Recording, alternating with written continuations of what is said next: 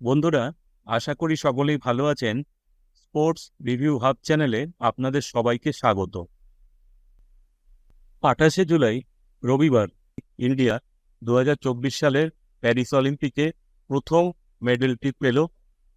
ইন্ডিয়াকে এবারের অলিম্পিকে প্রথম পদকটি এনে দিলেন ইন্ডিয়ার 22 বছর বয়সী ক্রীড়াবিদ মানু ভাকের।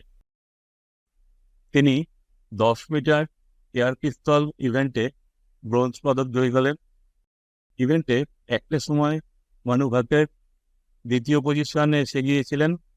অল্পের জন্য তিনি এই ইভেন্টে রূপো হাতছাড়া করলেন 0.1 পয়েন্টের জন্য। ফাইনালে মানু ভাকের 221.7 স্কোর করলেন। তার হাত ধরে 2012 সালের পরে শুটিংয়ে অলিম্পিকে ইন্ডিয়ার প্রথম পদক এলো। তিনি প্রথম ইন্ডিয়ান মহিলা হিসেবে শুটিংয়ে পদক জিতলেন।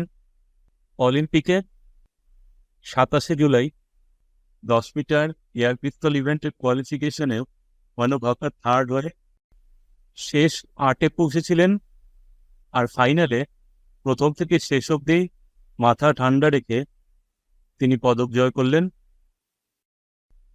মানু ভাকেরের আরেকটি ইভেন্ট আছে, সেটি হচ্ছে 25 মিটার এয়ার পিস্তল ইভেন্ট।